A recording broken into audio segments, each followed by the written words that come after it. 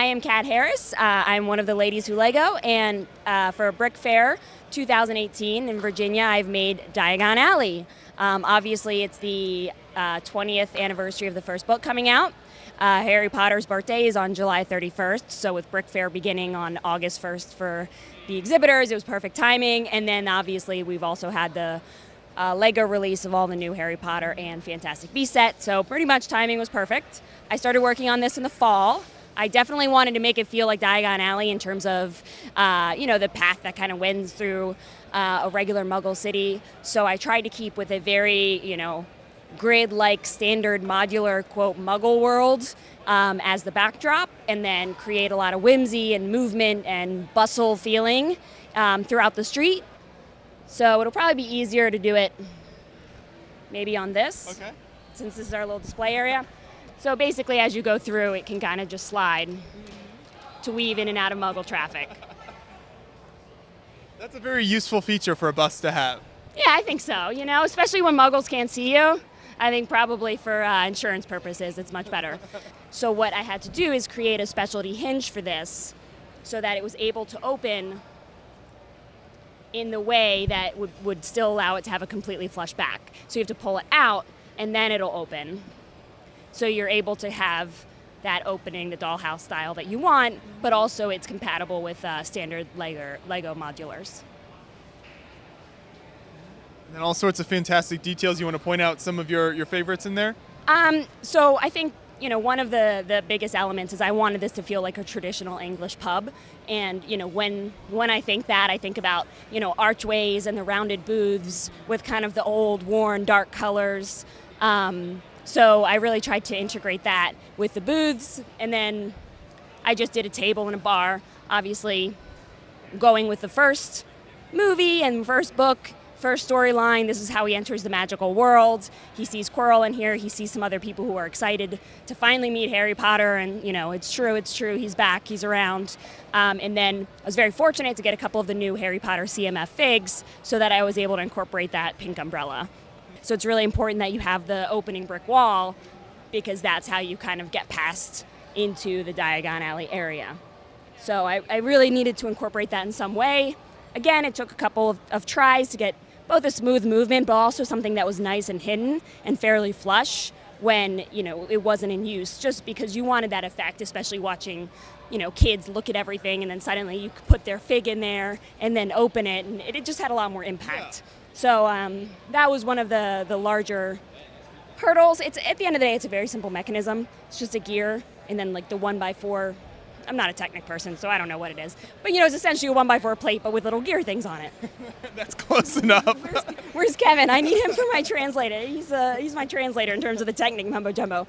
So then moving along, the apothecary. It's not really a big feature in terms of the books and the story. Honestly, I just thought it would be kind of cool to make an apothecary. It's just something that inherently has a lot of interesting details on the inside. Obviously, without giving away any spoilers, I chose to put the new Moody fig there because he may or may not be mixing up some sort of potion in order to maintain him and his plot. That's all I'll say to that. This one, again, I wanted to make it open up in a way that was a little bit fun and also easy to access and see some of the details. So, I don't know much about an apothecary, but it seems like there's probably a lot going on in there. You obviously need a lot of ingredients, so we've just got these built-in shelves. Additionally, I thought about the little, the apothecary drawers that are very similar to the old style, like library cardstock drawers. So I wanted to create a look that would mimic that. And then mortar, pestle, obviously mixing things up was important too. All those bottles and everything on the back wall there are just fantastic. Yeah, that works really well for that look. Thank you. I had a lot of those extra black windows, so I thought they make nice little cabinet doors. And then just kind of creating a lot of light reflection. It's a little bit harder to see, but I don't know. For some reason, I think apothecary, and I think about those older windows that are very inconsistent, whether it's because someone has messed up a potion and something exploded at various points and they've all been replaced at different times. I don't know, but I used different toned glass just to get a lot of that kind of interest and reflection throughout all the bottles.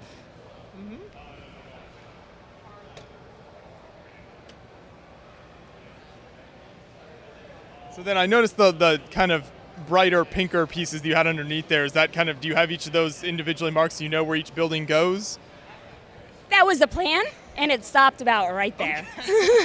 Okay. So basically, like I said, I had never actually laid all of this out before I showed up here. And then I started to, on Sunday, lay out the basics. And at the end of the day, I realized I was going to be here in 2 days at Brick Fair, and there was just no point in going through all of that, labeling everything, and then hoping it panned out. So I just brought the tiles and the plates, and I figured, whatever, I'll just do it here. We've got enough time to set up. So I started off, as I normally do, incredibly immaculate with my organization, and then it just deteriorated to chaos in a couple of days. So the usual strategy there. I don't think that's in any way, shape, or form unfamiliar to any AFOL. So, you know, we've all got our incredibly meticulous systems, and we organize so well, and we label, and then we don't. And that's how it goes usually.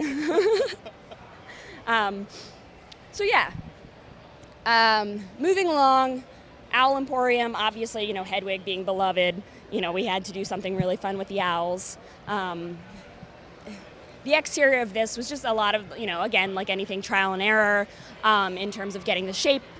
We tried out a couple different things. You know, I tend to gravitate towards symmetry. I didn't want anything wonky. I tried something like a hand holding a tilted cage. And at the end of the day, I just think that it mimics almost a Victorian building, but obviously it has a little bit of whimsy to it. The brick-built owl, obviously everyone loves Hedwig. It wouldn't have been a representation of Hedwig in actual Diagon Alley, but, you know, those white owls, people just love to see them because everybody has such an emotional attachment to Hedwig, so you really can't go wrong with it. And this is, you can kind of see on this build, anytime that there was a Lego sticker or printed part or anything like that that I could utilize, I really tried to stay true to that. So I did use the owl sign from the 2011, I believe it was, Diagon Alley set. And then for things that, you know, I needed to have a sign for Elop's Owl Emporium, so I went ahead and just printed that at a home printer, like on a sticker paper. So I wanted to have building names, but obviously you can't do everything with what has already been created by Lego. Outside, I wanted to have some of the new owls mixed with some of the older, you know, ones. Same with on the inside. Inside, I can open it up. It's actually one of the more boring builds. I focus mostly on the outside for this.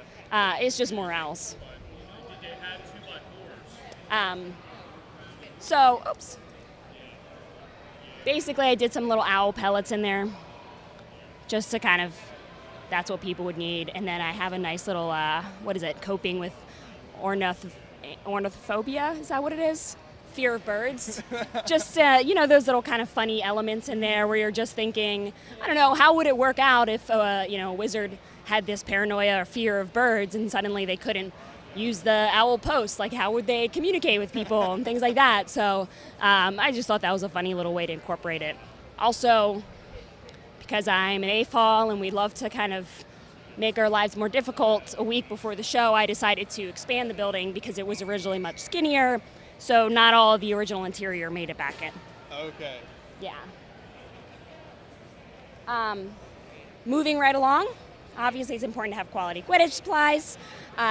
Here's another example of some of the stickers that were created. I just wanted to kind of keep that bustling, like, shopping alley feel.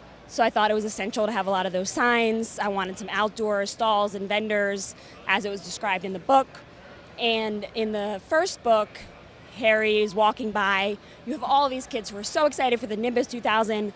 Unfortunately, that just did not fit on that size tile, and I really wanted to use those tiles. So I went for Firebolt, which is the next kind of new and exciting broom that came out, just because it fit a little bit better, and I have the kids out front who are very, very excited.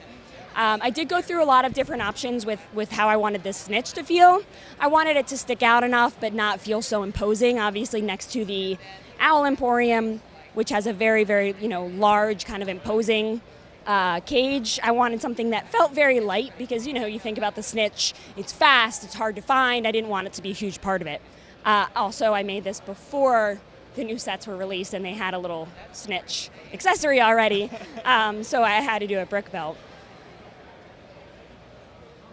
Looking inside, we've got some mannequins in different clothing. options. And then here's where I was able to use a lot more of the tiles and stickers that were already created by LEGO. You've got the cannons and the Quidditch poster that were from the original Burrow. You've got the Hogwarts crest. And then at some point it's mentioned that somebody's team that they support is the Tornadoes or something. So I was able to use a Nexo tile to really, incorporate that as a pennant or something.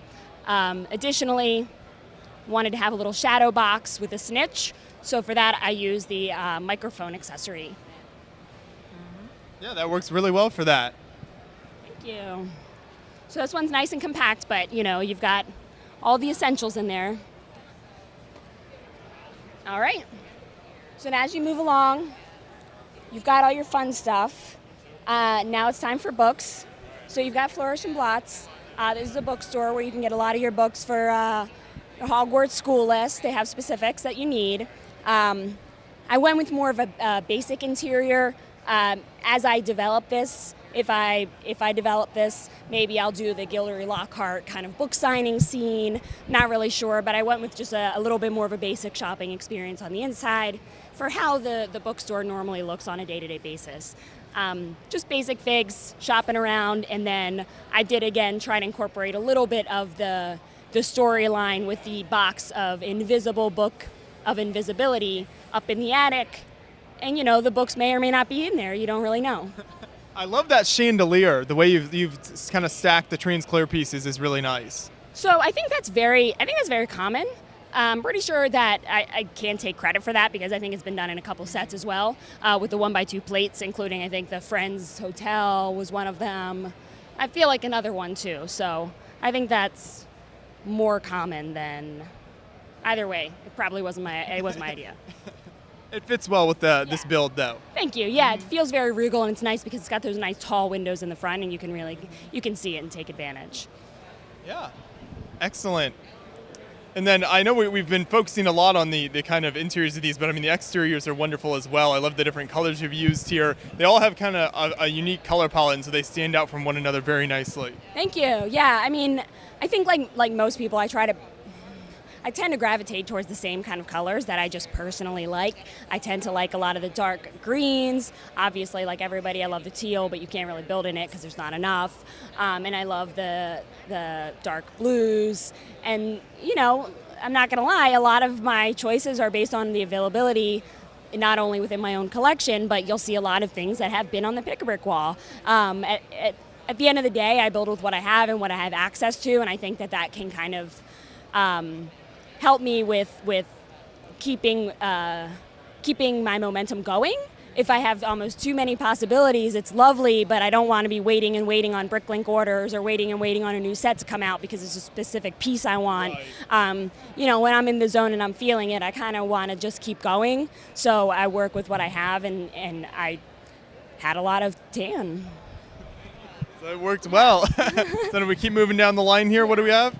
So Magical Instruments was a kind of last minute. Unfortunately, the interior for that isn't done. I just was able to keep the drum kit in the window, but I was able to get a lot going on outside. Obviously, there were a lot more printed available, like tiles, and there were a few stickers that I had. I'm a big fan of the Elves line, so I was able to use quite a few of those, as well as some records from the standard. I think one of them was Monsters, and one of them was, I think I got at a Build-A-Mini, maybe. The harp was from an elf set, so I didn't actually create that design. It was perfect as is. I don't need to reinvent the wheel. Like, I liked it. I was like, yeah, I don't need to change that at all. So yeah, that's the Magical Instruments. And then this is the first example of decal printing. So ended up getting a decal cutter, I guess. I don't know if it's a decal printer or cutter. You can print and cut with it. So I ended up doing decals for some of these buildings depending on what looked best. For something like Flourish and Blots, I wanted it to have a couple of layers behind the text, but for Magical Instruments, I wanted to incorporate that font that people are used to seeing in terms of Harry Potter. So I just made a decision on each building depending on what aesthetically I wanted to see. Also, I wanted a Flitwick looking character there since a lot of people know him as conducting the orchestra in the movies, so I figured he's got to get a sheet music somewhere, right? Moving along, We've got Madame Malkin's. Now, originally I was going to do Madame Malkin's as well as the fancier clothing store, Twill Fit and Tattings, but I didn't have time to do both, so I made Madame Malkin's a little bit fancier just because I was in the fancy mood and I didn't want to sacrifice that, knowing that I couldn't do the building. So. Have you had any incidents so far moving the buildings in and out? Why didn't you wait till the end of the interview to ask that? At least it'll be on camera, I guess. No, so far so good. I mean, with all the crowded people in the street, a couple of figures have been knocked down, but having this little kind of sub-table to show kids and everything like that has been great. Yeah. Just because it limits all that extra interference. So when you open this one, I wanted to incorporate a lot of outfit options. You know, they kind of advertise that you can get all your Hogwarts robes here. There's tailoring. This is one of the ones that I don't have the Harry figure in it. When Harry meets Malfoy and he's kind of that snotty boy getting his robes done and things like that. So I don't have it for this one, but I didn't really feel like it was essential. I have it on some of the other ones. I love, love, love this printed brick, I think, just like everybody else, from the classic Batcave, so I had to get a couple of those. I also wanted some nice wood paneling. I ended up also in the apothecary. I did a similar look, but I used the crates just to give a little bit of texture to the wood, but without detracting from the print. The mirrors, you know, that's obviously a very classic tailoring mirror. You need to kind of have that three-way. Now, the edges are just random part of mirrored sticker sheets. I just found the edges of sticker sheets from my Disney castle, whatever it was, that could fit on a 1x4. So, you know, waste not, want not. Even the outside of stickers are very, very helpful. Stairs, I just hate stairs. Stairs and roofs, I feel like I wish I could just mail somebody my mocks to do those. They just feel like such wasted real estate, so I did these very, very compact spiral staircase. They don't add much to a story overall, so I try to minimalize the footprint. And then I used a lot of, you can see up in the top, a lot of Friends tiles for your kind of workshop look, as well as some capes. Now I have actual official Lego capes throughout the build, both in Madame Malkin's as well as around Diagon Alley. But we also have some custom ones that my sister, the other lady, who Lego, you see, I did that S that you can cut out later so that nobody gets in trouble.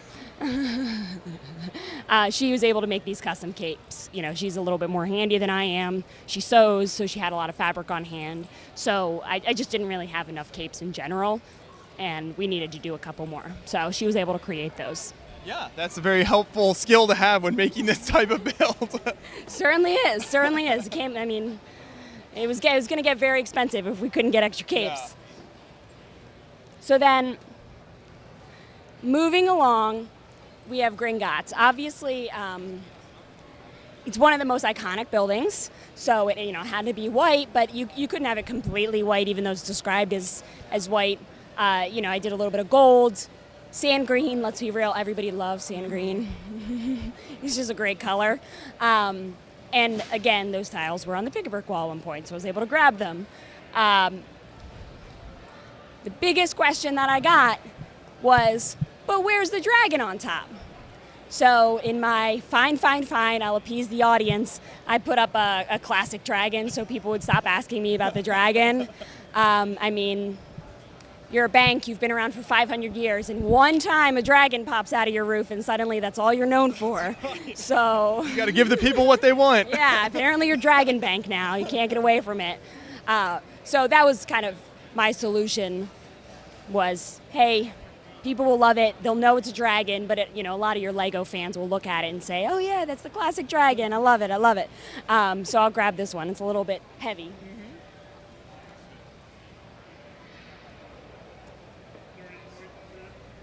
There you go. Another way that I plan to head to appease people, I will not make it all crooked and wonky. So that was just not going to happen. Okay. I refuse to believe that if Egyptians could build pyramids so well, with or without magic or aliens, that thousands of years later, goblins were unable to build a straight column, period. I think they're very, very nitpicky. They definitely are, they like things the way they like. They have a lot of oversight. I mean, they take their business seriously, and I don't think they would have ever accepted construction crew that would not make straight columns. I'm pretty sure there's some sort of leveling spell available.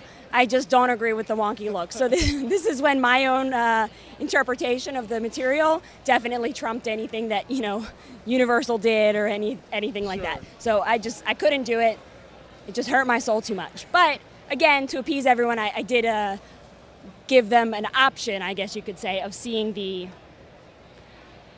angled look. Okay. So similar to like something like that Flatiron building, how it was in a interesting shape. So it is able to be displayed in a way that has a little bit of what people are used to seeing. So looking at the inside, it's an all-white marble hall. I mean, there's not so much that can be done with that. But obviously, a lot of the impact is the redundancy in the white-on-white color scheme. So I, reenacted the scene of the first time that Harry came in and Hagrid was looking through all his pockets, and obviously he has to present the key.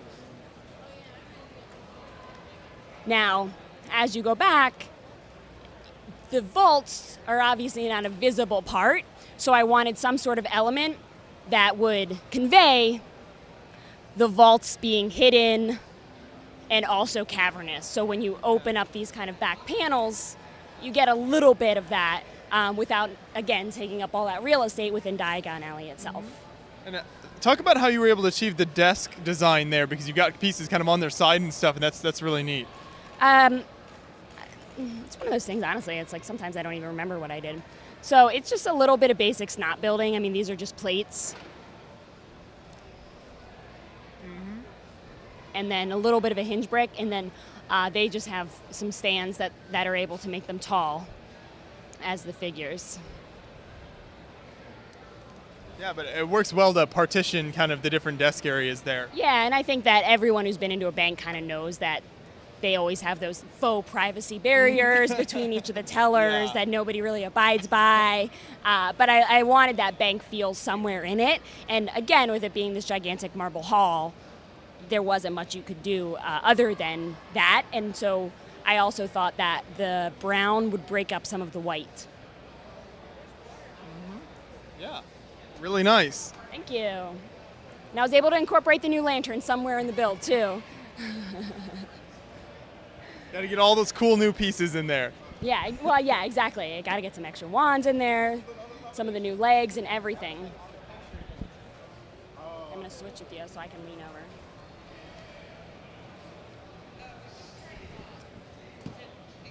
All right, so moving along, we've got the Daily Prophet. Now, this is one that it is canon within Diagon Alley. That has been addressed already.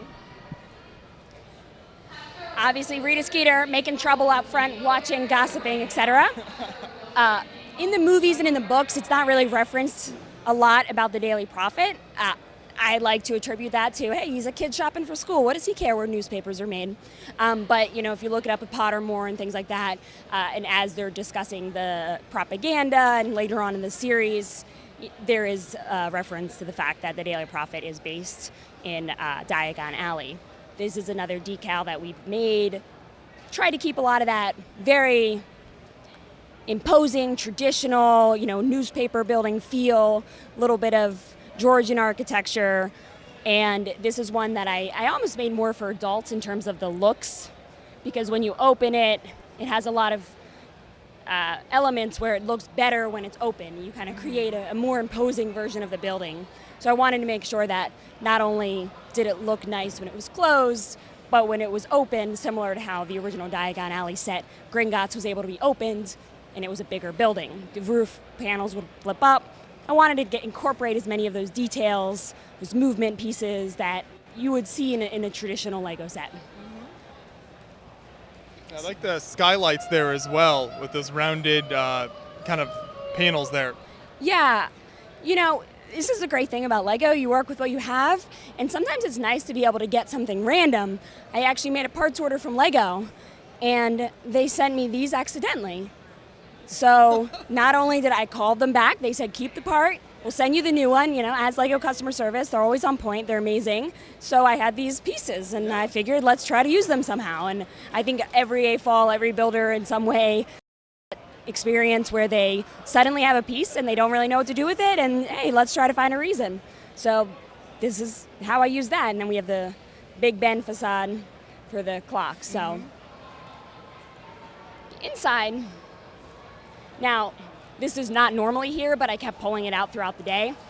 It's normally in the editor's office. We've got a bar cart here for our fire whiskey. I just figure, the editor of a newspaper, a lot of writers and things like that, I am not supporting alcoholism or drinking to get your job done, but it's a stereotype that I wanted to kind of incorporate as a, nice whiskey after a long day of writing. So that's normally up in the editor's office. Some of these items have been taken out throughout the day just to let people have a better view. So one of the other things, again, it's a very similar chandelier design. Want to incorporate a waiting room, some nice basic pictures on the wall, and then we've got a nice little hanging clock to help you with your time and your deadlines. I think it's so essential to make sure that, got to get to the printer on time. And then up in the attic area, you've got some owls. Obviously, a lot of people deliver they get their daily profit delivered by owls, so I thought that it was important to have a couple little owls on there and stand by. And that chain railing detail is really neat as well. Thank you. It's very unstable, and I wouldn't recommend it. It looks like it would be. Yeah, every time you need to get in anywhere, it pops out. So it's hard to get the lengths right. But, in something like this, there's not much going on here in terms of playing or moving or something like that. So I don't think that it detracts from the build so much. Mm-hmm. Yeah.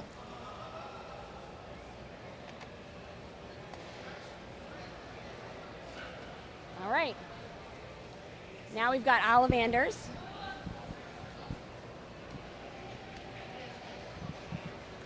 Ollivanders obviously is one of the ones that is most memorable in terms of people's just experiences, whether it's from the books or the movies or anything like that. I think that this build is the best example of incorporating different inspirations, whether it's from the book, Your Own Imagination, or Universal, or the previous Lego sets. So with this one, obviously Ollivanders is described, it's at the end of the alley. It's a little bit of a dingier shop, but it's not still classy. I mean, the man is professional, he's been doing this a while, so it's very important that it doesn't look trashy or something like that, but I wanted it to be next to the Daily Prophet in Gringotts. Not only is it the end of the alley, but those are much bigger buildings. So putting it at the end like that, even though it's comparable in size to something like Flourish and Blotts or the Quidditch store, it looks a lot smaller by comparison, and you're able to give that feeling when you're viewing Diagon Alley as a whole without sacrificing the look and aesthetic that's required. So I basically wanted to do these rounded windows. These are the windows that are seen both in the movie as well as the Universal store in, I guess it's in a couple locations, so I can't just say Florida, but that's the one I've been to. This had a little bit of snot building challenges. It definitely helped. I can't take credit for this. There were a lot of late night text messages and things like that from not only my sister, but also my lug mate Grayson. He was really helpful in terms of answering questions and this is great, what about this, what about that? So I really wanted to do these rounded windows, and that was the first part that I built with this. Now the middle section ended up being 2 studs wide, but height. Obviously when you're working with Lego, you have the challenge of it not being perfectly square and cubed, so you've got to deal with that height when you're doing any sort of snot building. I originally had my design to be similar to the top layer where it was just 1, but it just didn't work out because as most people know, 2 studs wide is 5 plates high. So if you want to do 1 stud wide snot building, you can't really without leaving some sort of gap, and I just really, it's too small of a build to have that. Good thing about this sacrifice is that it ended up leaving me a little bit more real estate in terms of signage, so I was able to put Ollivanders on there. And in the movie and in the book, it says makers of fine wands since 382 BC. Obviously, I was not able to fit that on there, but I figured the since 382 BC was, I guess, the better of the two. I figured most people know that's a wand shop. I wanted the kind of staggering the staggering boxes in the window of all the wands. Definitely had a cluttered feel in all of the source material, but I did want a couple of wands on display on the first floor as well. Color-wise, this one is a lot of inspiration from the original. I keep saying original, not the original. We all choose to not remember that 2000s time. The 2011 Diagon Alley used this color scheme. So you've got that navy, you've got the sand green, tan, and then the dark tan with the gold accents. So a lot of the color scheme came from that. So this is a perfect blend, I think, of getting a little bit of inspiration from different parts of the Harry Potter fandom, be it the Lego, movies, books, what have you. So looking inside, again, I think one of the biggest parts of this build was to have those towering shelves. So in terms of the build order, it was those windows were built first, and then I went ahead and did the shelves. I really wanted to get those hodgepodge boxes of wands and in position. You walk in, it's like, oh my goodness, these are all the wands. He's got so much work to do. And half of the magic is, hey, this is how wands are selected. It seems overwhelming, but really it's not. Yeah, and then all those little one-by-one tiles make for really great just little boxes stacked in there all haphazardly. Yeah, and I think this is a good example of how a lot of AFOLs build, where an individual element, you wouldn't necessarily think, oh, a tile is going to look like a box. But when you make the build and you actually kind of create a feeling and an idea, and when all of these things are combined, you actually are able to give an impression that maybe that individual element wouldn't. And I think in a nutshell, that's kind of building with Lego. Yeah, that turned out really nice there with the giant shelves and everything. Thank you. So, as much grief as we've given, I did grow up with the original 2001 line, the amazingly intricate castle that was basically like 20 pieces slapped together, if everyone knows that. It was the early 2000s. I think that was everything that Lego was doing. It's just like, yeah, studs, leave them all exposed. So, here's my kind of homage to that. Like, let's not deny where we came from, even though we've gotten better, right? So if you look on the inside, it's very hard to see, but I can't open this one, but I used the original cardboard backing as the background for this. So I wanted, not only did I have the backing still alive, I don't know how it lived through the attic for that many years. I put as many windows in this building as possible so that as much light could get in and you could actually see it. But I put that in there for the adults and the people who kind of grew up with it, like me, and remember the old days of Lego, and that's why we do this. And that's why a lot of people do love Harry Potter. It reminds them of when they read the books, however long ago that was. Now, for Diagon Alley, obviously, looking around, you've got so much happening. You've got a lot of people talking, shopping, buying, whatever it is. And then as you can go through, there's obviously alternate shopping options. So you get into Nocturne Alley. Now, Nocturne Alley, it's only really referenced a couple times. Obviously, Borgin & Burke's is the biggest shop that people know. All the other shops I didn't do interiors for because nobody really ever goes in there. You just see the shop windows. And at the end of the day, you only have so much time and pieces and everything, so you've got to kind of pick and choose on what you're going to do. Yeah, exactly. And I think, limiting, I build on a smaller scale generally. So building something smaller that has a little bit of an impact is going to make a bigger deal to somebody than overstretching, and then you lose that impact from the things that people are familiar with. So originally, when I had an idea of how I was going to lay out Diagon Alley, like we said, in terms of the sight lines, Nocturne Alley was going to be behind it. What that meant was, originally this was built to be on the Muggle side of things. I didn't have time to rebuild it once I changed it out, so I just left it on the back. But that was kind of the original plan / alternate way of doing things. So opening this up, take him out. Oh, wow. Yeah, lots going on in this one. Yeah, so this is kind of a dark items. it was a little bit overwhelming.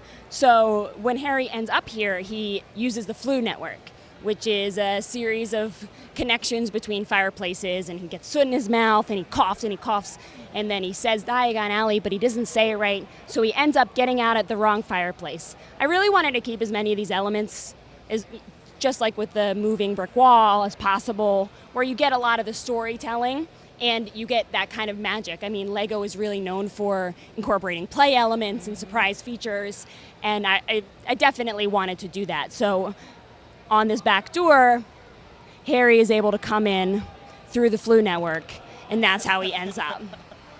So when he gets in, he sees all these items and artifacts, and obviously you have the Malfoy shopping. And what I would do is, when I say I draw inspiration from the book, I think it's really essential that it's not only what happens when they first meet the shop, but when they come back to it later. So we've got the vanishing cabinet, we've got the necklace, which appears later on in the series, and it's a fairly important item, but you don't know that initially. So a lot of what I do, I actually will go through, and I have my very well-loved Harry Potter, and I'll have people identify items that are actually referenced in the book. So if you're looking at the shop, the first time Harry ends up there, it's a glass case nearby held a withered hand on a cushion, a blood-stained pack of cards, and a staring glass eye. Evil-looking masks stared down from the walls, an assortment of human bones lay upon the counter, and rusty spiked instruments hung from the ceiling.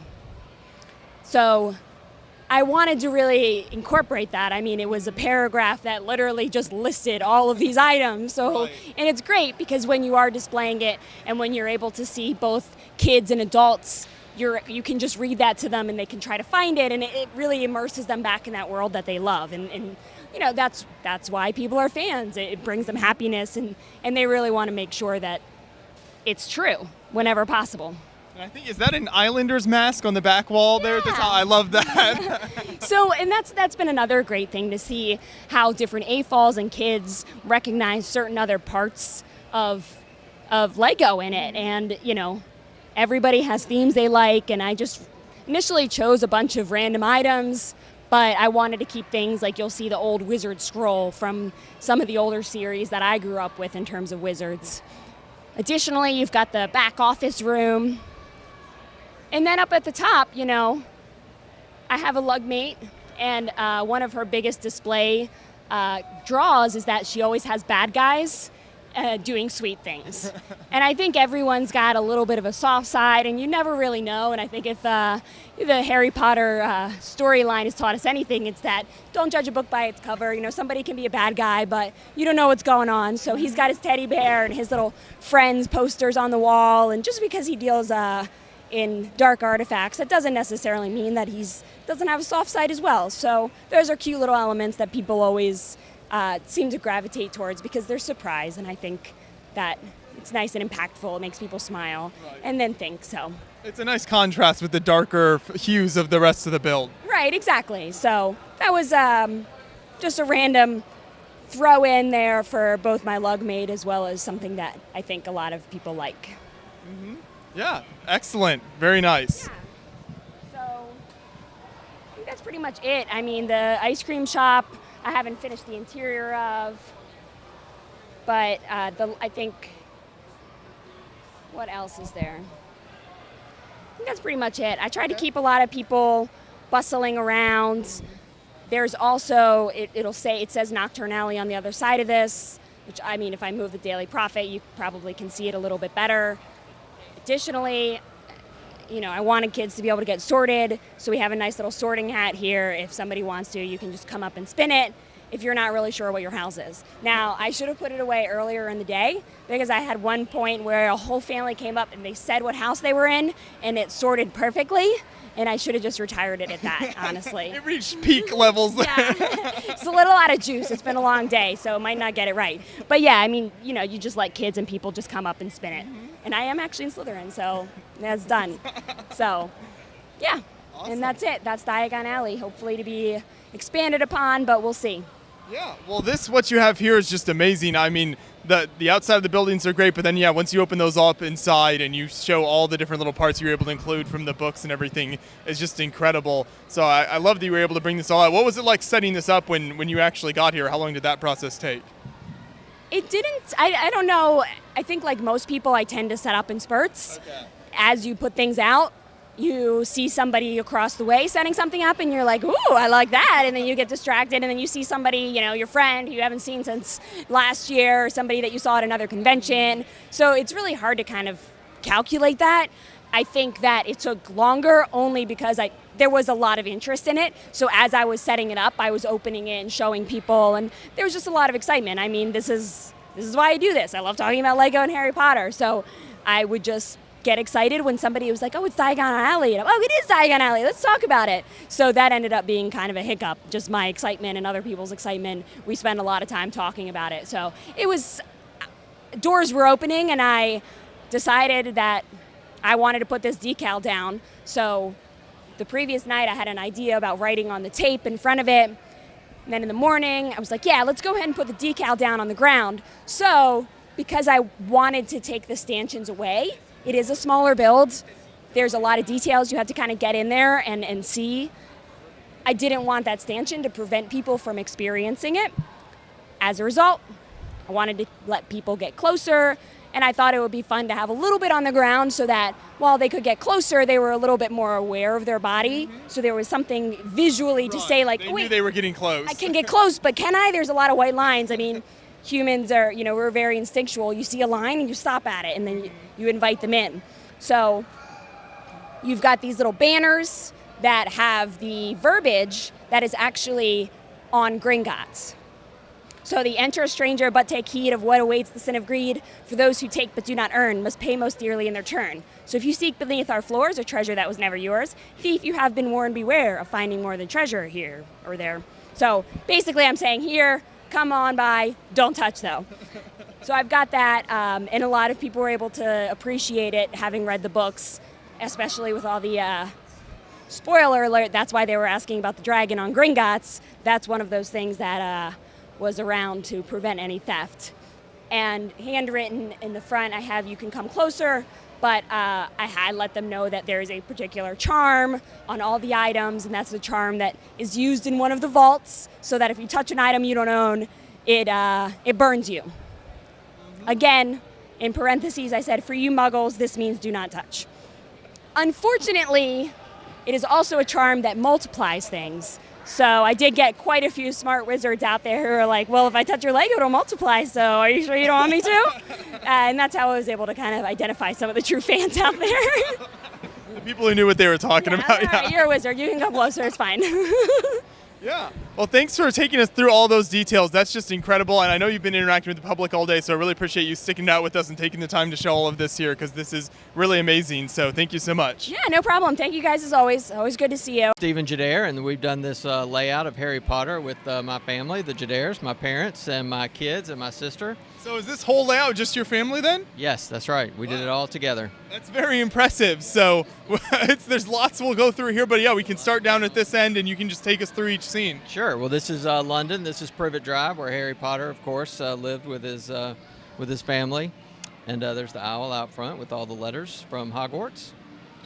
And there's the King's Cross Station is next, where they board to go to Hogwarts. And next to that is the larger building there is 12 Grimmauld Place, where the Order of the Phoenix meets. You can see inside they're having some food there. Harry and all the other members of the Order are inside there. I love how that opens up, so you're able to put the scenes inside. Yeah, so it opens and closes, which is cool. And then after that is the entrance to the Wizarding World. So through the gray building, you go in and you come out the other side from the Leaky Cauldron into Diagon Alley. And that's right around the corner. Perfect. We'll make our way around then. So did you start building from that first house there and then build as the scenes went along? We did. Well, we started with a few things, and then we just decided we would keep going. So we kept going until the weekend before Brick Fair. And fantastic. So this is Diagon Alley, where the kids get all their supplies, and there's Hagrid and Harry and lots of owls, and that's Ollivander's Wand Shop is the green building. And next to that is the Owl Shop, where the kids can get their pets to take to Hogwarts. I love how the style and level of detail changes. You know, this great architecture here and the crates with all the different pieces in it. Yeah, people really seem to love the detail and looking at what all the characters are doing and that kind of thing. So it's fun to see people's faces. Yeah. Next is the Burrow, where the Weasleys live. Ron and his parents and siblings. The Burrow, and it gets burned down at some point, I think, in one of the movies. Not to be a spoiler. Maybe next year we'll burn it down. Next to that is starts into the Goblet of Fire with the Triwizard Tournament, where's the maze where Cedric and Harry grab onto the cup, and they get transported to the graveyard, where Cedric unfortunately dies. And there's Harry fighting with Voldemort with his wand. And I like how you kind of changed some of the base plates and stuff to change sort of the landscape as we go along. Tried to make the landscaping near the graveyard, cold and dead trees. After that is Quidditch Field. Nod to Martin Harris's larger Quidditch Field. We made one much smaller, but we filled the stands with not Hogwarts students, but every different kind of crazy minifig we could find. People seem to like that, and so you've got all the students flying around. And the crowd of minifigs. Bit of an expanded universe there with the crowd. Yes, exactly. It's a crowd pleaser. After that, it's Hogwarts that my sister built with all of her minifigs and the students out front. Behind that is the greenhouse with where the students go for their lessons. And what are the things called that they pull out? Mandrakes. They pull out the mandrakes, and Neville passes out. Check with the experts. Yes, exactly. Always a good idea. After that is Hogsmeade Village, where there's Honeydukes and the Three Broomsticks and some of the other places that the kids go from school. And then after that is the Forbidden Forest, where Aragon, the spider, and Hagrid's hut, and the Flying Weasley car, and a few centaurs who save Harry and Ron from the Dementors. And up the mountain is the dragon chasing Harry with the gold egg.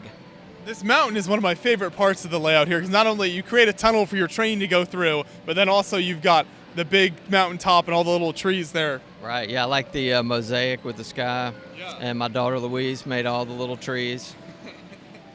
That's fantastic. Now, has the train been running around the whole time? It has.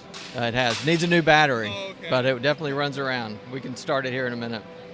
So how long did it take you to set up this whole thing when you got to the show here? We spent 2 days setting it up, but we had a pretty good plan in place, so it worked out pretty good. And we've had the tables for several years, so we kind of know the drill. Yeah. This is really great. So do you want to continue to add scenes from Harry Potter to any of this, or is this pretty much as big as it's going to get at this point? Next year we'll continue doing Harry Potter. People really seem to like it a lot, so we'll keep doing that. Yeah, you've got the new sets and everything from Lego. I think there's been kind of a resurgence in interest there as well. Yeah, and I think there's a new minifig series coming out in Harry Potter in the next few months, so we'll grab a bunch of those. There you go. Well, thank you so much for taking us through the whole layout here. I appreciate it. Thank you.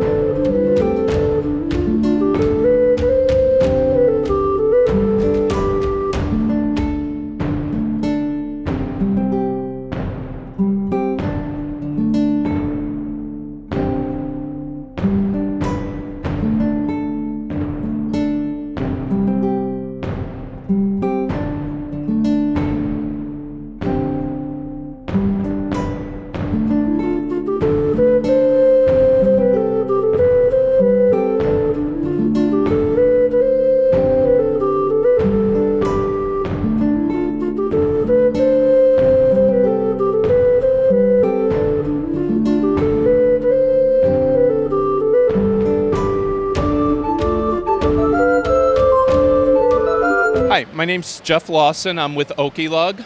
We're a lug in the northern Kentucky, Cincinnati, Ohio area. And we decided to build a Harry Potter Quidditch pitch. So what we did was we were looking at the movies and we took would stop the movie in the Quidditch scenes to get ideas of how they were designed in the movie. And so that was the basis for our design. Once we came up with an idea for the towers, and they do come apart for shipping, we just duplicated it in the colors all around. And then the stands was the same thing, trying to make them good for everyone to sit in, that looked like they would be sitting or standing to watch the game. And also making access points for stairs coming into the towers and into the stands and so on. Then the next thing we tried to do is show scenes from the movie itself, with Harry catching the snitch, with Malfoy following him. And then in the tower over here, we have Hermione setting Snape's outfit on fire. And so basically it was 8 people worked on this. It's hard to say exactly how long. I would have to guesstimate at least around 100 hours of time put into it. At various times, we got together and built towers. We got together and built stands. So as you guys were collaborating, were you all in the same place building together? Not always, but a lot of the times. We did get together like to build the towers so that we had all the parts together. So I'd say about half the towers got built one time, another half the other time. And same with the stands. A couple members focused on the grass field itself. And then the minifigs, the students watching the game, there's 400 of them, 100 for each house, and they are appropriately dressed for each house. And then you have the professors and other visitors watching the game from the towers. Now in the 2 corners, we have, right here we have Hagrid's hut. This is based on a version from the 3rd movie. And one of our members, his first name's Luigi, this is his design work. We knew we had a corner available for him, and he wanted to do it, and so he did. There's an interior in there, and maybe we can lift the lid up if we... Don't want to break anything? Be careful, and you see the inside, including the trapdoor. And then in the other corner, we have Aragog, and that's just Aragog coming out, chasing Ron and Harry, and with all the spiders following him. Okay. So, and like I said, everybody enjoyed doing this. We have 2 more corners we're going to have other scenes in. We just didn't have it here because of the layout of the design. People wouldn't be able to see them. So, but we do have other corners coming in. And when you guys decided to do this as a collaborative project, how did you decide on the scale? Because this is quite a large layout here. Well, we wanted to make sure that if we were going to do it, we wanted it to be big enough for people to see it and really get the feel that they were there. And we, trying to work on the minifig scale and then looking at the movies that try to give us an idea. Now, it's not true to the movies because the movies had 16 towers. We only have 12, but we're close. It's good enough. And so you mentioned the printing on the minifig. So was that custom work you guys did? For Hufflepuff and Ravenclaw, yes, we had to have custom work done. Okay. But Slytherin and Gryffindor were available through Lego, so we were able to get those. Yeah, so that's impressive. You went the extra mile with the custom minifigs and everything. So it's just an excellent layout here, and I'm so glad you guys were able to collaborate well on this and bring it to the show. Thank you very much. Well, thank you.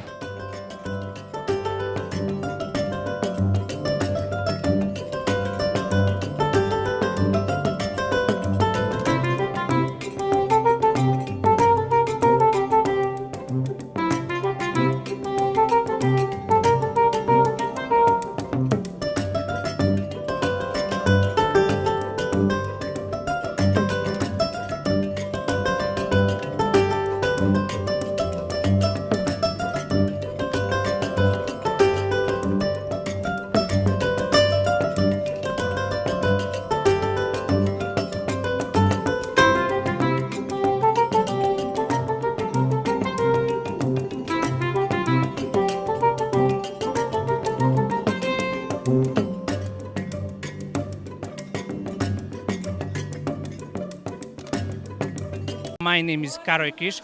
I'm from Hungary. Actually, everybody in the Lego community call me Charlie, so it might be easier.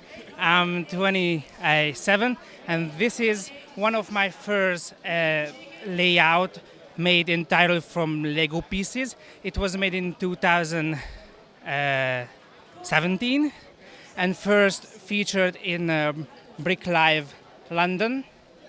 And after that, I exhibited it all around Hungary and once in Olomouc. This is a Czech city. And now it's here in Scarbeck. Well, Harry Potter is one of my favorite movie and my favorite license under the Lego group. And well, this is from the last movie or the last book, the final battle of Hogwarts, where the Death Eaters, led by Voldemort, attacking the students and the Order of Phoenix. And so this is the great battle. It's too crowded for the first side, but actually I had to put many different scenes into one layout to populate all of the building. It should be a little bit larger actually. One arch on both sides should be there to be a little bit deeper, but then it would be too deep to catch in one eye black. It's still quite an impressive build here. So take us through some of the different scenes with the minifigs and what the minifigs are doing here. Okay. Well, the most interesting thing, I believe, is that everybody use a spell which refers to his or her background. For instance, there is Madame Sprout right in this tower, and he uses plants to attack Death Eaters. Or there is Professor McGonagall, and he transforms a Death Eater into a chicken. So yeah, and you can watch, recognize the last battle between Bellatrix Lestrange and Molly Weasley, or the Ron, how he fears of the spiders, and Hermione is there to help him out. And here is Neville Longbottom before he cuts the head of Nagini. Here is Professor Flitwick, and he is flying or levitating a Death Eater. Well, this old guy right there is the brother of Dumbledore attacking the what was it? The Dementors. Mm-hmm. Yeah, and here is Luna Lovegood right under the arches. With the ghost. I don't know the English name of the ghost. It was okay, skip that. Here is Professor Snape escaping from the battle, and yeah, here a little bit hidden you can find Malfoy and one of his fellow sinister student, I don't know which one. And here is a more hidden character, afraid from battle, Jan Bayer. Yeah, and here is Finch. This was a Hungarian name. I don't know the English name. Well, my intent is to change and update the minifigures to the newer ones we can find in recent sets. But yeah, this is the original form. I've built this in 2017. The buildings are very nice, so talk about those as well and kind of how you built the different towers and sections. Well, okay. This comes in 12 equal sections. It's a large base plate. One section is a large base plate. And, well, it's unbelievably easy to put together. For instance, you can lift the tower, or you can lift the wall, top of the Great Hall, just with one move.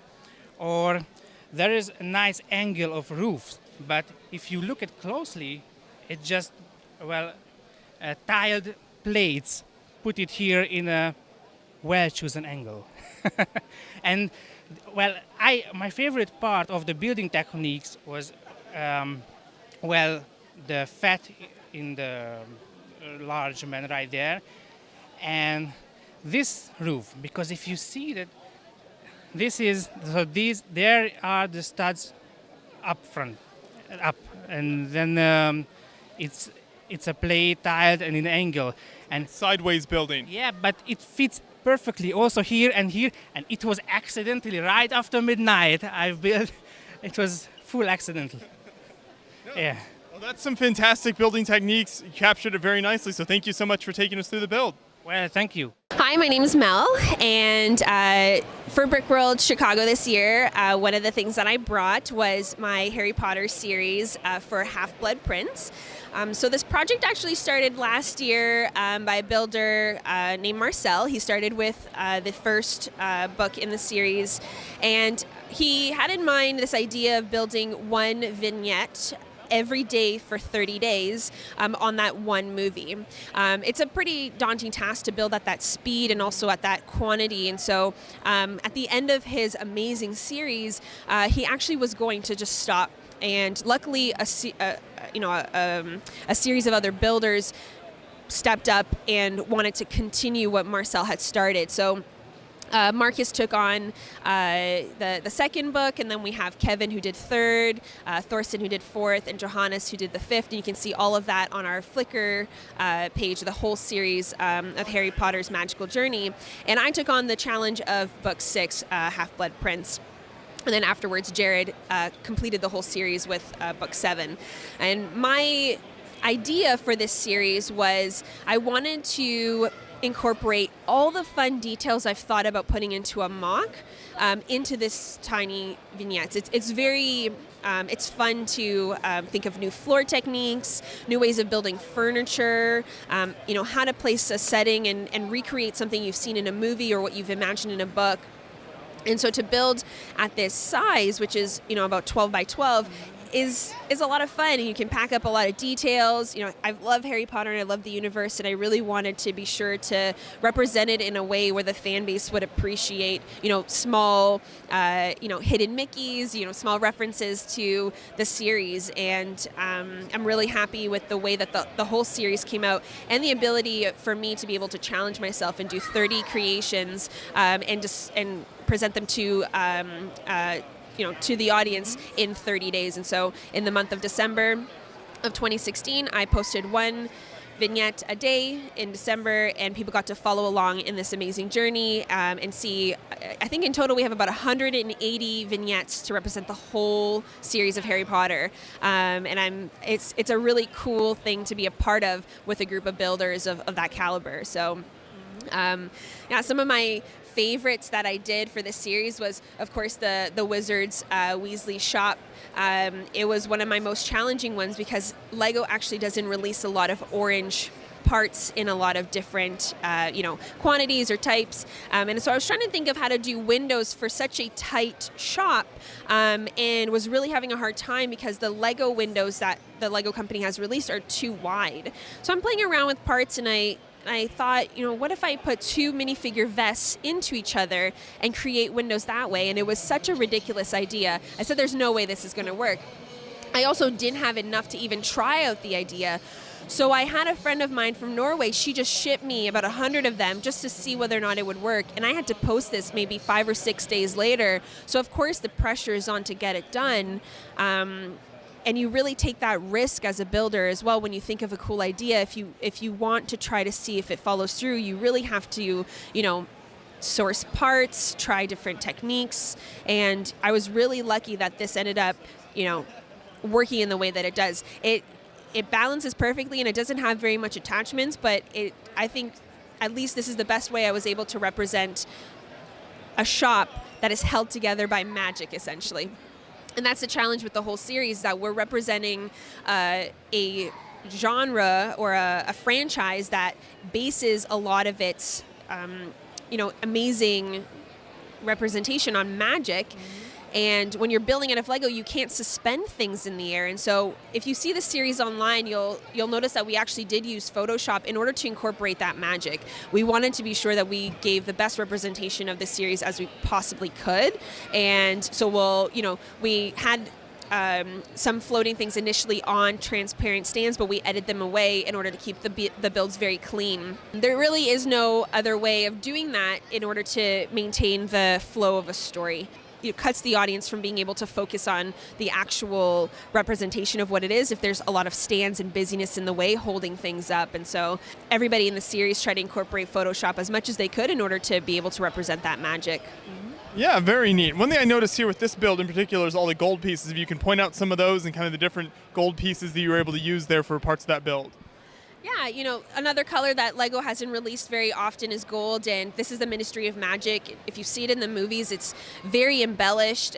It's a high government building in the wizarding community, and I wanted to be able to show these are essentially like fireplaces where they come out of in order to go work at the Ministry. And this scene in particular is when Harry and Dumbledore are in front of the reporters right after Voldemort had appeared. And they had these, it's funny, the wizarding community is so advanced from like the human community in the series, but they use these really old vintage cameras, and you would think that like you have some sort of magic way of taking photos other than like a really, really old camera. But I wanted to be sure that I kept that authentic. And so some of the gold pieces I used are actually like Lego taps, like water taps. There's the new like horns, that animal horns, like antlers. There's also these like little fez cups that Lego has created. And so the cool thing about building with gold is that once you put everything together, it looks so like fancy and over embellished that it really doesn't matter what you use. That color consistency pretty much does what you want it to do, right? Yeah, very neat. Well, I think the vignettes turned out really great, and we'll make sure to put a link in the description of this video to the Flickr page where all the rest of them can be seen as well. So you can check that out and enjoy seeing all the different Harry Potter builds. Thanks for talking with me about these. Yeah, no problem at all. We also won Best Vignette for the show, and so we're really happy to be able to bring this to life at a convention. Thanks so much. Congratulations. Thank you. My name is Eric Law. I've been building for about 3 years now, and I've decided, first of all, I'm a huge Harry Potter fan, so I wanted to do the joke shop. I basically found a bunch of purple tiles. What can I do with this? Perfect. Weasley's joke shop. I built a Grimmauld place, and it was modular style, and the problem is I really like to do detail in the inside work, and it basically couldn't show it, so how am I going to do this where I can show everybody my detail work?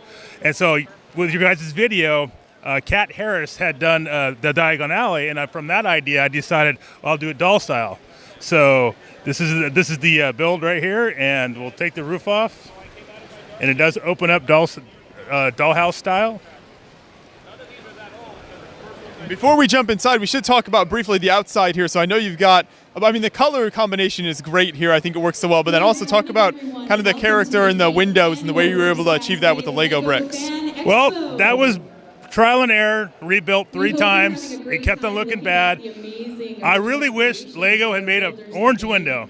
They didn't. So I had to kind of fit orange in there to get that. And I've been a huge fan of the modulars for a while, and the old Harry Potter set of Diagon Alley had that style of doing the windows together. So I dug deep in my brain, and I remembered that, and that's how I just did the windows. They're basically done by held together by the hinge bricks, and like I said, I remade that 3 times. At first time it wasn't sturdy, you'd barely push it and it would fall over. So now he's good and sturdy. I just made his head because his old head was small and a pinhead. And the bunny I just got at the new modular set from the vet shop. So.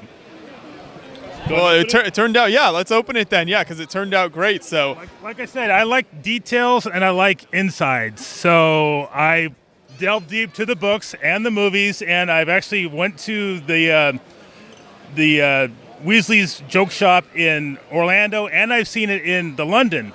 So this is extensive research. Not on purpose, but I happen to have a lot of pictures. I knew other people that went there. When I built this, I thought, what would the Weasleys do? So I delved into the books. They have things like the extendable ears. So if you notice down there, they've got the ears listening in. Of course, you got the Weasley twins. I tried to put in, the trio. We got Harry, we got Hermione, we got Ron. What happened in that one scene where you show the joke shop? There's that girl, Lavender Brown. So she's Lavender Brown is back there pining after Ron there. And what else happened in the books and in the movie was Ron was poisoned sort of by the love potion. So I got the love potions down there, and that's actually Grimmauld Vane, the one who poisoned, tried to get Harry to love her, but Ron got the potion. So there's other aspects in there from the book that's not in the movie. Like I got Pooh is in there if you dig in deep. I got the age line, because remember the twins tried to make a potion so they can. I even got a fake Goblet of Fire back there. My main focus was to get that outside look. So let me close it real quick and give you a shot on the top. Reason why I didn't. That way you get a look from the top. You can see what it would look like. Because there's that one scene in the very first where they're going through the window and you see the balloons going down, and I was trying to get that effect while building this whole thing real open. So that's basically the set. Yeah, and you were able to pack so many details in there.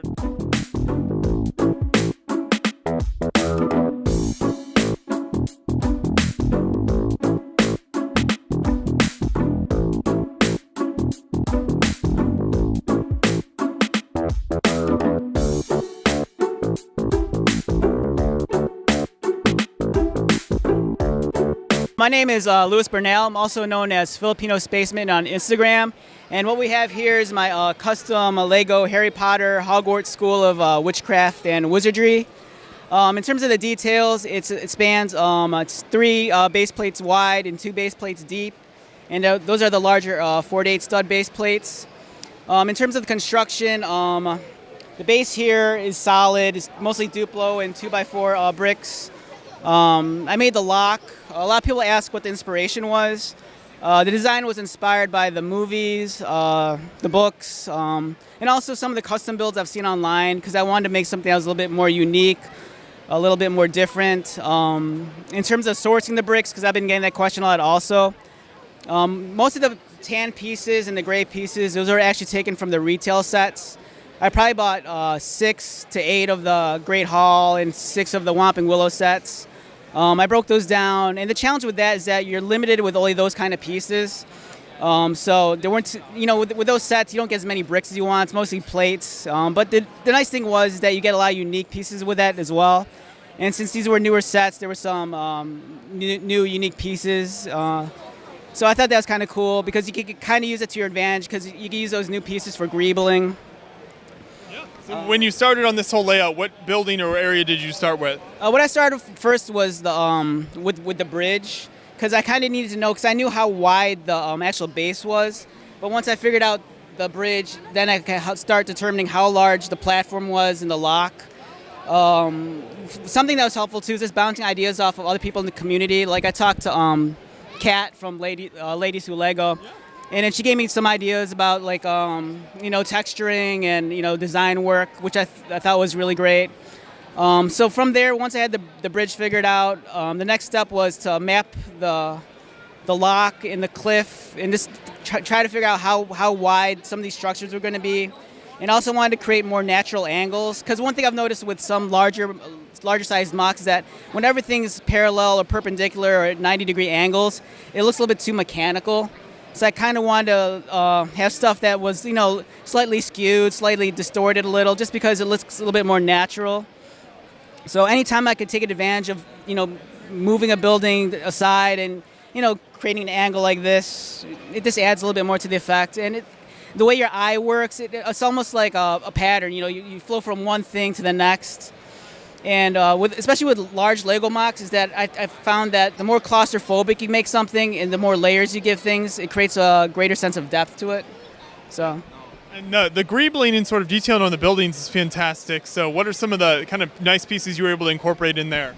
For the greebling, the big thing with me is that I live in the area, and we have there's 5 Lego stores within a mile. So.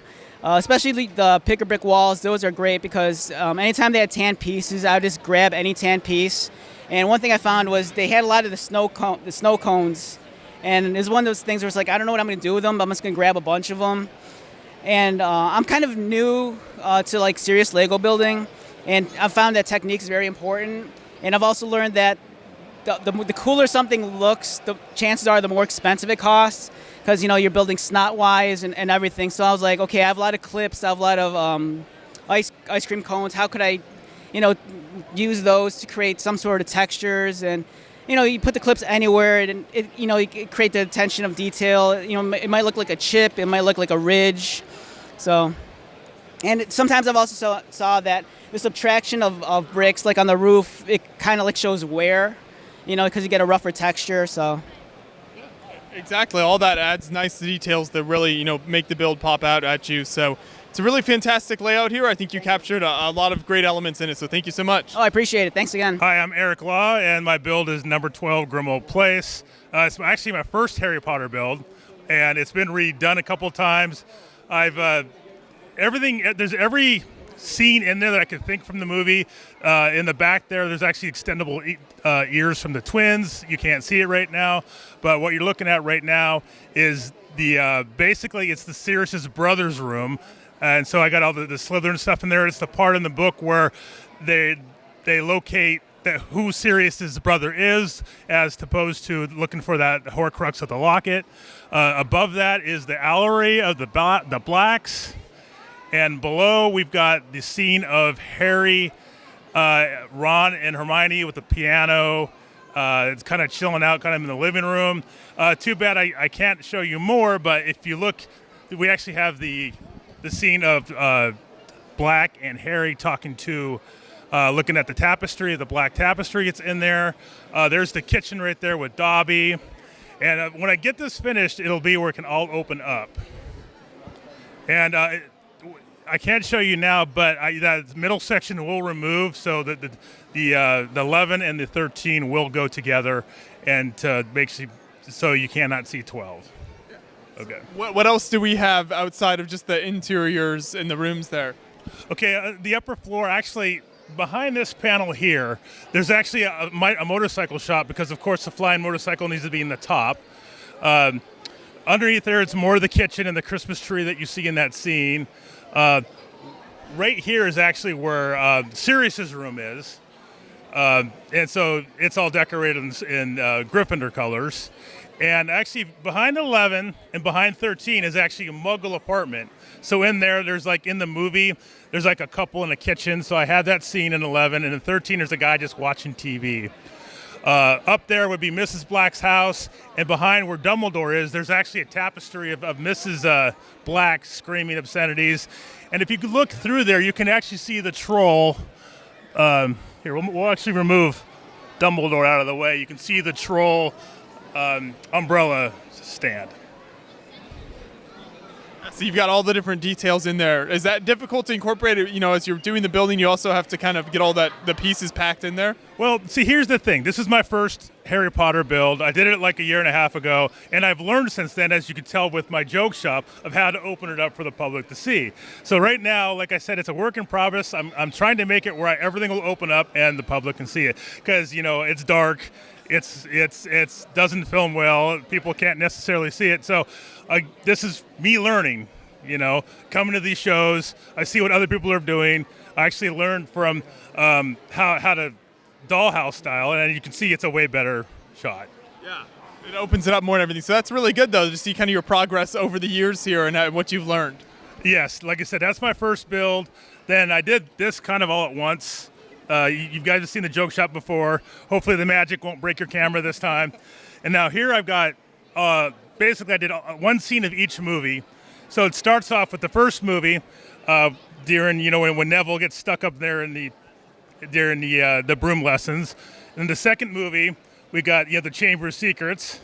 So you see the scene with the spiders are running around, and Harry gets caught and yelled at because they think that he's the one who's killed the cat or made the cat hang. The cat's not dead. Don't want, just saying that he's petrified. The third movie is where Snape comes out of the closet dressed in Neville's grandma's clothes. Fourth movie is where our friend gets turned into a ferret. Fifth movie, I think everybody knows this lovely lady, Professor Umbridge in her lovely pink house with all her cat plates.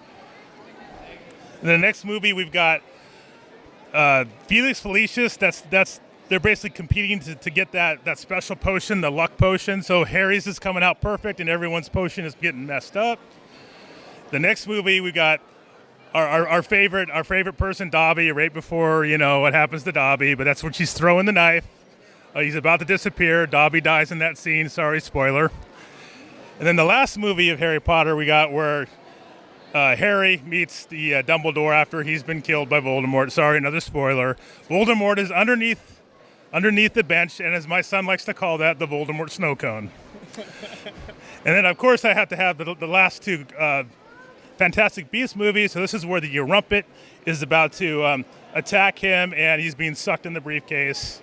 And then the next movie, another major spoiler, this is where she betrays everybody else and joins Grindelwald.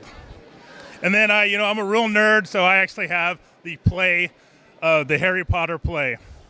So it looks like a stage. Yes, it's the complete picture here. I try to get like one of each movie, and I maybe delved a little too deep, but it is what it is. No, these scenes are really great. You're able to capture so much detail with the minifigs and everything in such a small area. Yes. And did you want to see the other two here? So sure, what do you have here? As we know, the pop-up book, I decided to do the Tale of the Three Brothers. So this will... I had a little help with the vinyl lettering by my wife. She does vinyl lettering. You just open it up, and there's death. There's the elder tree. There's the bridge, and then you got the three brothers right there. And I wish I could show you my Quidditch scene, but once again, I think the magic has killed it, and it's exploded on me 3 times. So that's from the second movie, the rogue bludger that chases Harry. And there's Draco right before he crashes, and there's the snitch. And, of course, we've got Dobby. He's the one who made the bludger go kablooey. It does move, but it doesn't work right now. That's always the challenge with moving build. Yeah, it worked great for months, and now it's exploding during the show. Yeah. Well, this is a great series of builds you've got here. I love to see your progress and looking forward to seeing more buildings like this in the future, so thank you. Thank you very much. I'm Alice Finch, and I built Micro Hogwarts this year for a travel version of Hogwarts. I don't always have a shipping container available to take the big version, so I decided I needed a suitcase variety. In this case, I built it after my own model, so it's not a micro Hogwarts, it's a micro Alice Finch Hogwarts, which people seem to notice and recognize that it's based on the large-scale version. It was actually quite tricky to replicate some particular features of it in Microscale. As it always is with Microscale, it's hard to replicate certain things. When you started on this build, like going on a micro scale like this, you based it off of your large build, obviously. Where'd you start with the micro, and what kind of did you want to get right that you build out from? Oh, I started with the Great Hall again, partly because that's where I started on the original. I thought that was an appropriate place to begin, but also because that was where the island, sort of the pivot point is for the 2 angles. And I needed to figure out how to get that on corner, basically. And I used 45-degree angled plates to figure out how to make that match as best I could. So there you go. So I guess maybe I should show you maybe some of my favorite points. Yeah. One of them is the Fort Anglia in the Whomping Willow. It's a roller skate with a 1x1 medium blue plate on it. But it's basically as small as you possibly can get to represent a car. The other is the frogs that are the downspouts in the Quidditch Courtyard. In the original one, I used the headpiece for the Nemoidian, which has kind of an interesting shape to it, so that was a distinctive feature. I don't know, a gutter is not usually a distinctive feature, but that was kind of a cool thing. So the frogs right here in the corners, to be an equivalent for those Nemoidian headpieces. And it's also lit up. It's not actually working right now. The power, I think I blew a fuse or something. So the power's not working right now, but it also is lit up on the inside. And things like the dungeon where Snape has his potions classroom has the same window where the light comes out in a neat little shaft. So I tried to replicate sort of some of the hidden secret places of the original one. Yeah, so I think this definitely is easily recognizable, especially based on your large build you did as well. So does this break down into smaller sections when you move around? I know you said you built this to kind of transport to other shows. Yeah, so it comes apart in maybe I don't know, 50 different sections. I built it specifically knowing I was going to be traveling. So it actually takes a while to put together and to take apart because I have so many pieces, but it does mean that it's quite compact. Once you wrap everything in bubble wrap, it gets bigger, but still I can fit it in one suitcase, which is quite a challenge for me. So, yeah. So, what do you find are kind of the pros and cons of building at this scale versus your other massive, larger scale builds that you've done? Often it's just part selection. I need that part in this color, and it doesn't exist. When you're building in a bigger scale, I think there's a little bit more flexibility in what parts are available, and you can shift and change as you need. But when you're really in microscale, you are much more limited because you just need every single small piece that exists, and it doesn't come in every color. So things like on the astronomy tower on the back side, there's a funky-looking piece of astronomical equipment that sticks out the top of the roof.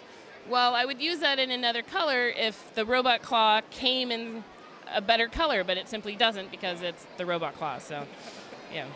So yeah, sometimes you're just limited with what's available. What's available, exactly. You have to use what there is. So I always find that challenging, especially when you're making it as realistic as possible and it's not sort of your own idea. And well, if that doesn't work, you do something else because you can. So.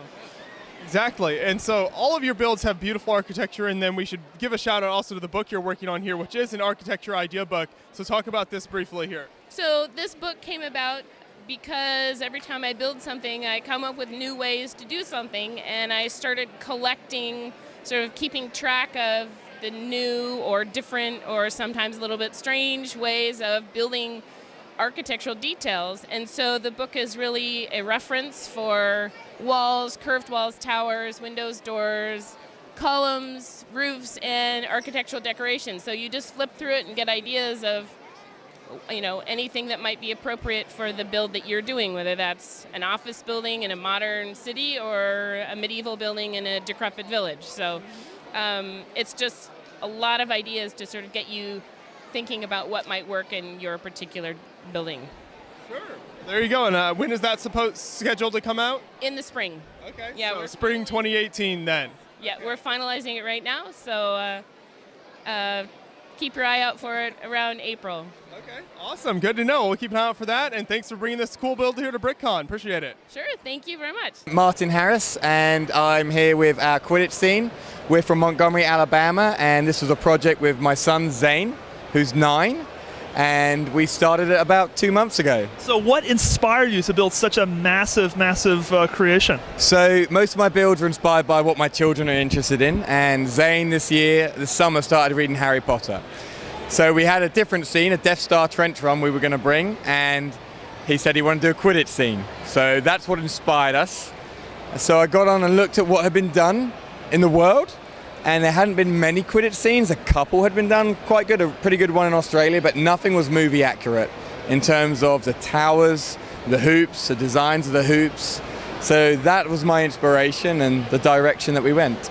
That's awesome. So run us through the overall layout here. A lot of people probably know what Quidditch Arena will look like, but for those that don't, what's going on? So I have never read one Harry Potter book. All right. Or watched one movie.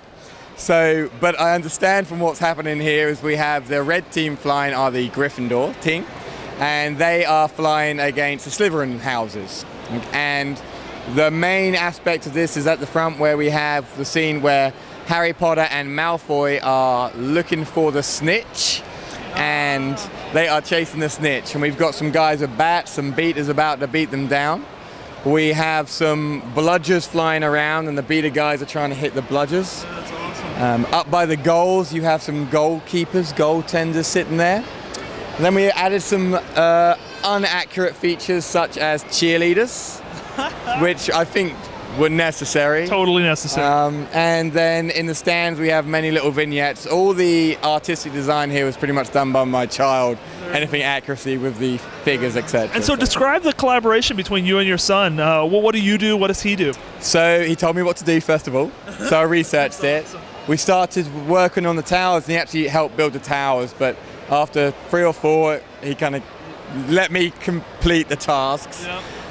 And then I would actually consult him on what looks good for the stands. We wanted to be able to see through the stands through the back as you would through the movies, and we wanted to have little alleyways going through the through each tower. Those are things that he told me we need that in the scene. Yeah. So mainly he's the architect on that.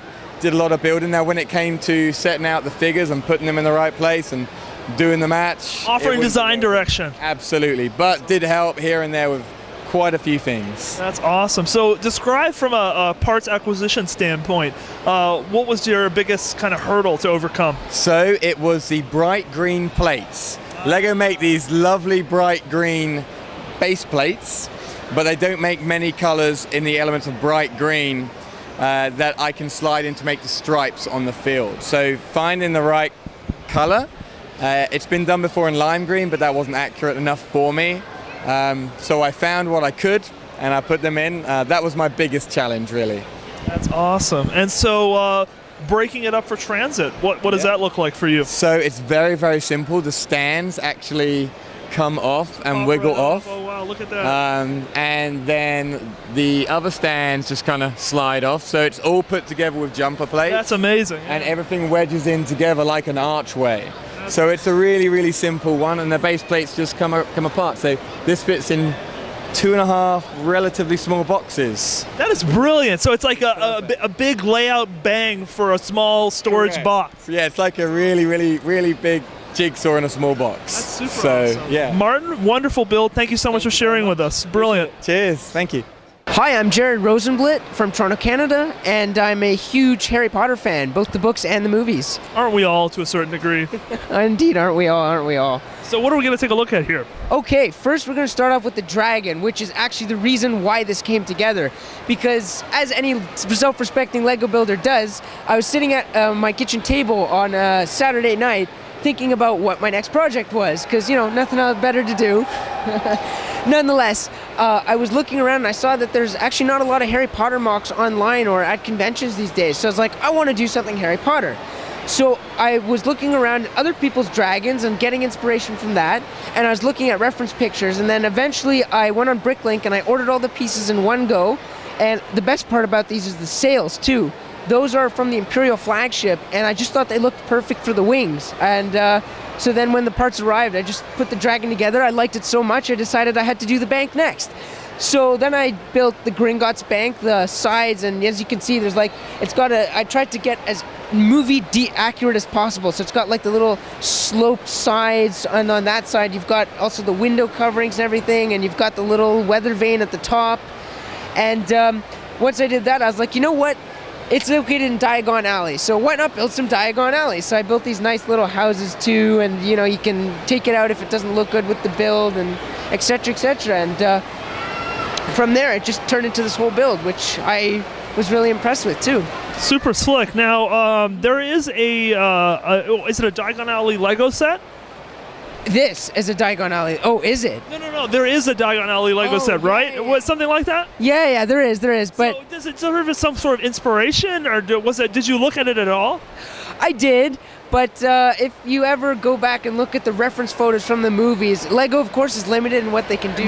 They subtract this and forget to include that. Yeah. There were constraints of a Lego set, right? Unfortunately. So, you know, being a builder, I thought, well, I have to go all the way or else it's not worth doing, right? Yep. And so you have the ability to do whatever you want. You don't have to sell it to someone to build. Pretty much. You're only limited by the parts you can buy.